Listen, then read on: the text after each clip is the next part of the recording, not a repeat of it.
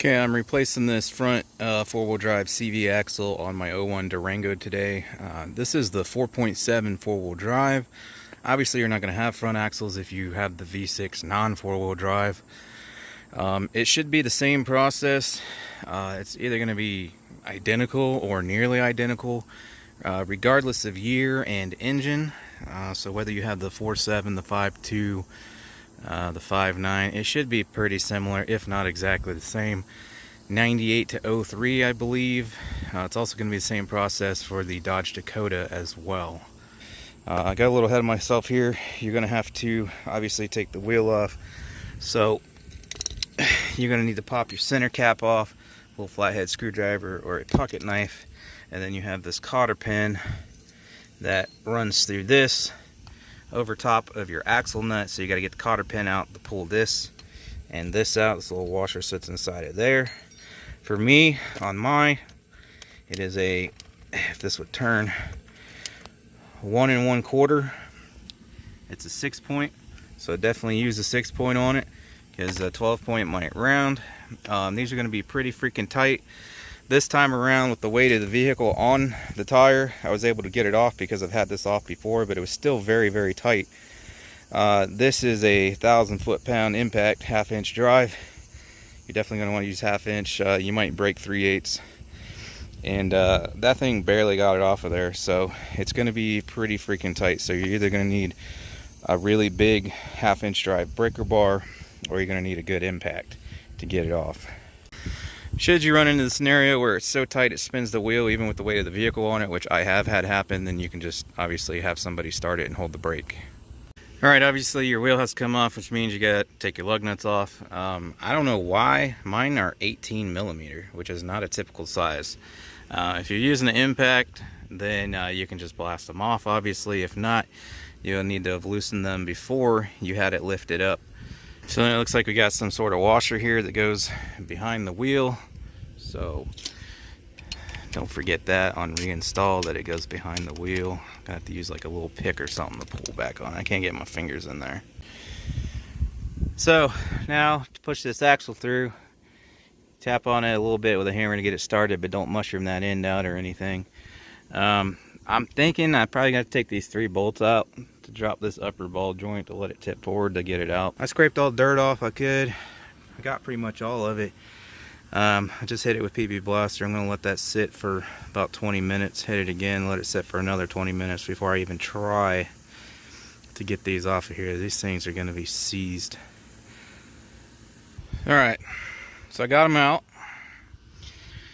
So the nut on the top is, for me, on my truck, it was a 15 millimeter. Obviously use a 6-point, not a 12-point. But on the bottom side, there's this, which is, for me, 11/16. So those were so tight that it started spinning these. So I had to get my breaker bar on the bottom with a short 11/16 socket. And you got to hold up on that at the same time and make sure it's completely over this, because it's not a very deep head, or it's going to, if you get it on there a little crooked, that socket, it's going to spin and round off those edges, and then you'll really be screwed. So I managed to get them out doing that. Again, 11/16 on the bottom side here, 15 on the top, and that was for me and my truck. It may vary by years or if it's ever been replaced before.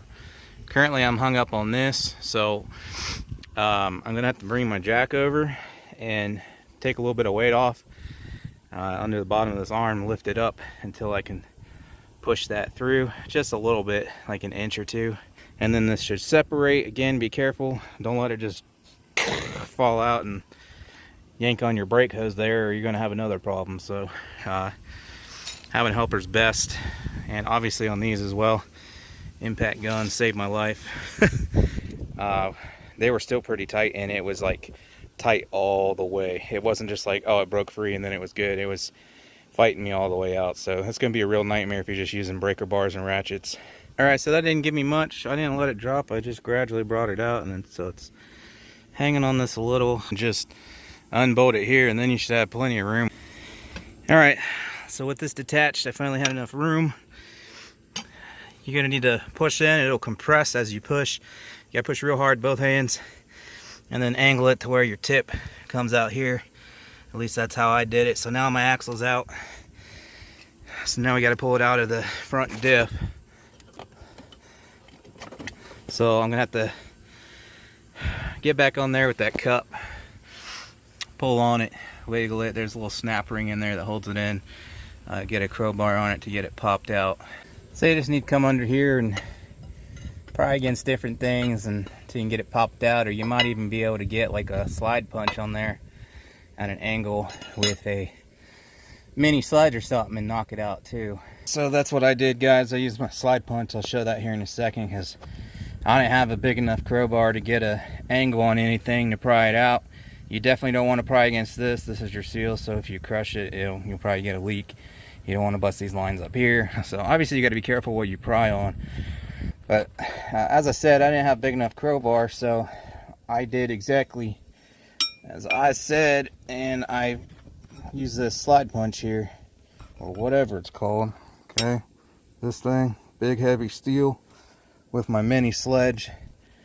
Turned this to where I had this hanging down, hooked it on there, ran it under the differential here, tapped on it good a few times, and it started to come out. So that's how I got it out. So for the 4.7, at least like mine is, not sure about the other engines, but on mine, the 4.7, depending on what year you have, it has a different CV axle. Okay, so September 11th 2000, if your truck was made by that date or prior, it takes a certain kind, and if it was made September 12th or after, it takes a different kind. Obviously at this point it'd be a good idea, especially if you plan on having the vehicle for much longer or putting many more miles on it, go ahead and pop this seal off and replace it while you're at it. That way you don't have to go through it again if the seal starts leaking in a couple months. So for me, this thing's got one foot in the grave, and I just need it to move around every once in a while, so I'm not going to worry about that. But it's absolutely something that, if it's something that you drive very much or plan to put very many more miles on, definitely want to go ahead and replace that seal while you're at it. Alright, so you guys see the difference there? My old one's longer. This looks identical. This looks identical. Check the inside lip, make sure it's the same. So I was discussing here that I was concerned because my older one was longer, but other than that, everything else was identical. And I triple checked everything, checked 3 different parts stores to make sure, and we even measured the length, and they were the correct drive shaft. I even cross-referenced it with a Dakota, which is the exact same one. So it was indeed the right shaft. So it was just a little concerning that my old one was longer, but one of the guys at the parts store said that that's typical when you pull them out, that, well, they stretch, they're designed to stretch in and out for one thing. That's why when you go to push it out from the hub, that it gives, because the little roller balls up in the cup extend and retract. So if your new one's a little bit shorter, basically, as long as you're sure the part number is correct and they looked up the right vehicle and all that, then it should be nothing to worry about. Alright, I'm a little winded from shoving that in there, but the way you install these, obviously you gotta line up the teeth. Whew. Okay. You get it till that snap ring is about to where that, the lip board is, and it'll stop. And if you're a big enough guy with both hands, you can give it a real hard shove and get it past that. If not, you might need to start a little further back. That way you can get a run for it. That's my preferred method. Or you can just line up the entire shaft as straight as you can get it, and then just tap on the end that faces the outside of the vehicle until it snaps over that ring. So don't forget that ring I showed and mentioned in the beginning of the video. And yeah, see, I don't have much threads to grab onto now. There's a few, it should be enough. I make sure it starts pulling that axle in before it gets too tight, so I don't risk stripping that out. And also, as I mentioned, it appeared to be a different size than it is for me on this part today. It is a 1 3/16. I'm not sure what that equates to a millimeter, but you guys can Google the charts if you don't have that. So we'll pull that forward slightly, make sure it feeds through, no issue, before I put too much torque on it. I don't want to strip those threads out. So this is also interesting. These two sockets are the exact same depth. So one's the prior one, and yeah, that one. Now, I can't even go anymore because it's backing off the nut. So now I got to go and see if I got a longer one. Alright, so next interesting part is generally a castle nut is so your cotter pin will run through that slot through the hole, and it's nowhere near to lining up. But if I put this back on, it lines up, making sure to put that little washer back in there too that came off the old one, and then it lines up. So I don't know, maybe just general purpose castle nut. Alright, so your torque spec on that axle nut is about 180 foot-pounds. I would really suggest doing it while the wheel's off, which means starting the vehicle and have someone hold on the brake pedal so it doesn't turn while you torque it, because it's going to be a lot easier to get your cotter pin in with the wheel off. So I would torque it with the wheel off if you can via that method. That way you don't have to fight with getting your cotter pin in there, because once you put the wheel on, there's not much space to get that cotter pin back in there. So then after I find where the hell I just dropped this thing, pretty self-explanatory, run it through that hole and then bend the ends around that lock nut there, like so. So all torqued down up here too. So I got these torqued down too. Your torque spec on these is 55 foot-pounds of torque, but mine were so nasty that I actually had to get a little higher than that just to get them in all the way. I still had to hold the one on the bottom like I showed when we took it off, but I was having to go pretty heavy just to get them. They would reach torque and then there was still a gap because they weren't snugged down all the way. So either you're going to need to clean them up real good with wire brush and some oil or something, or you might have to go a little over torque just to get them snugged down all the way. But torque spec on them is 55 foot-pounds of torque. Don't forget this, just snug that bolt back down, about 15 foot-pounds I would say. Torque spec on your lug nuts, 110 foot-pounds of torque. Don't forget your center cap.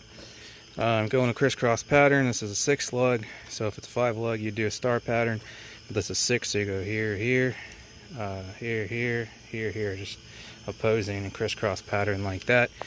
And again, if you can have somebody step on the brake, do it in the air. If not, then I get it as tight as I can with it up in the air, and then I put just enough weight on it after that to keep the tire from spinning to get the remaining torque. You don't want to drop the whole weight of the vehicle down on it before getting it torqued, or you'll get your wheel cockeyed. That's it. Thanks for watching. If this video helped you out, be sure to leave me a like. Check out the Durango playlist for a few more repair videos and for some hot rod videos too.